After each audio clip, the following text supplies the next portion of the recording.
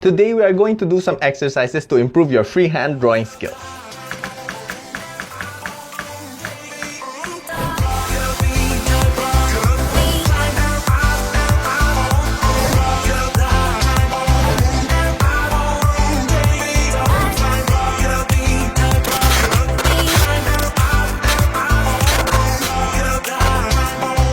So as an architect, drawing is one of the most important skills that we must have.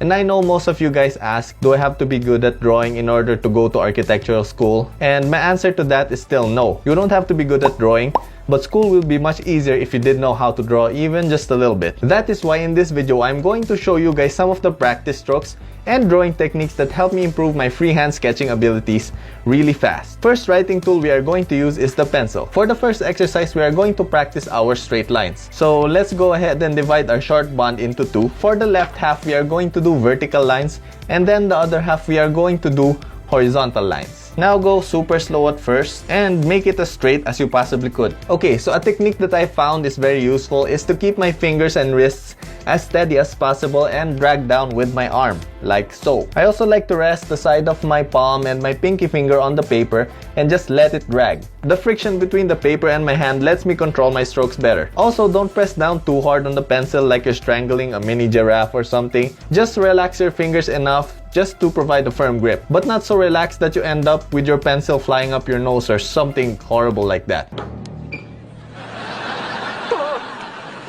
Once you're done with the vertical lines, proceed with the horizontal ones. So just do this until you fill up the bond paper and then do it again tomorrow. Don't overdo it, guys. Drawing is supposed to be fun. We need to do it just enough to incrementally increase our skills.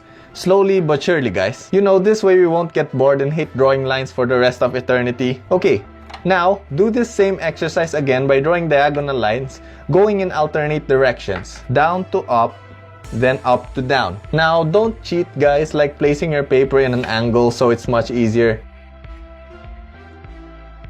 This is supposed to be hard. Remember, nothing worth having comes easy. And it's okay to really be bad at first. Even my lines are pretty crooked. I probably need more practice with this diagonal ones. Now that we're done with all the straight lines and you never want to see a straight line ever again, we are now going to draw 3D perspective boxes, which are made of more lines. Yay! Don't worry, guys, this is going to be so much more fun than those other exercises a while ago. Let's proceed with the drawing. First thing you gotta do is make a horizon line. So this is the line where we will put our vanishing points. For those of you who don't know what vanishing points are a point somewhere in the horizon where the plane vanishes. I just made it sound like the Bermuda Triangle. Okay, let's just put it this way, guys. For example, you are standing in front of a large, infinite wall. When you look to the left, it extends into infinity, but the wall shrinks smaller and smaller as it gets further until it just vanishes because of the phenomenon we call perspective projection. So the point where the wall vanishes is called the vanishing point. The more you know. So now on our horizon line, let's draw two vanishing points. Like so. Now, draw a vertical line somewhere in the middle of that. And now let's draw lines extending from the left vanishing point into our vertical line, or V-line for short. No, let's not call it a V-line. That sounded very wrong. Anyway, from our other vanishing point, let's draw lines that will meet with the intersection of our vertical line and the lines we drew from the left vanishing point. Now let's just draw two more vertical lines on each side. And boom! We have a cube thingy. All we have to do is outline our cube and we're done.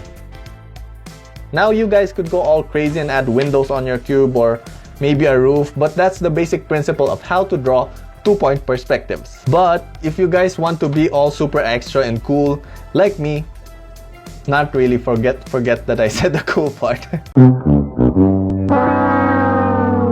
Anyways, as I was saying, you guys could throw in an additional vanishing point from below and make it look like a bird's eye view. Or maybe add a vanishing point from above and make it a worm's eye view.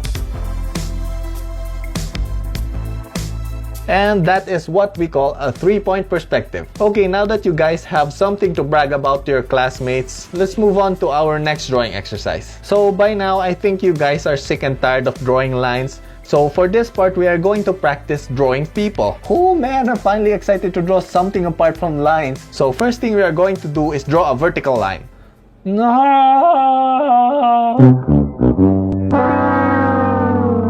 Anyways, as I was saying, first thing we are going to do is draw a vertical line, and then we will divide that line into two. Now we are going to draw a tiny oblong about a sixth the length of our original line. So that oblong is going to be the head. After that, we are going to draw a somewhat steep trapezoid thingy on the top and then draw an inverted one on the bottom. So these initial lines will serve as the guidelines when we draw our person. So first thing we are going to draw is the head.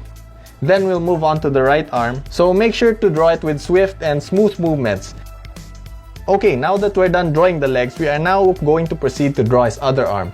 But for this other arm, instead of posing him like this, we are going to place his other arm on his waist like so that he doesn't look like he's being choked to death with a force choke by Darth Vader. So this is also going to help make our human silhouette look more comfortable. Now don't expect to get this in your first try. It's gonna take a couple of tries, maybe 5 tries to 10 tries. But once you get it perfect, it's gonna feel super awesome. Once you've mastered drawing male silhouettes, you can now easily make female silhouettes. Just add a skirt and long hair, and boom, you have a woman. If only getting women in real life were this easy, huh? Anyways, same process goes when you're drawing a kid. Just draw a tiny man and maybe make him hold the woman, and voila! We have a family. So you could experiment with this, like put a hat on your silhouette or pose him differently, and just remember to enjoy doing this. There's really no pressure doing this, guys. So when you're happy with all the results of all of our exercises with a pencil, go and do all of these exercises again with a ball pen and a fine liner. You have to do this because a pencil has a different feel than a ball pen and a fine liner. For me, I find that the pencil feels easier to control when compared to the ball pen because there's more friction between the pencil and the paper rather than the ball of the pen and it's lubricated with ink. I just find the pen a little bit harder to control. So with that said, I guess I'll end the whole video right here, guys. I hope you guys learned something, and remember to just enjoy drawing and keep on leveling up. If you guys like this video, please like, comment, and subscribe down below for more architectural content from me, your boy Lian. I'll see you guys on my next video. Flying peace!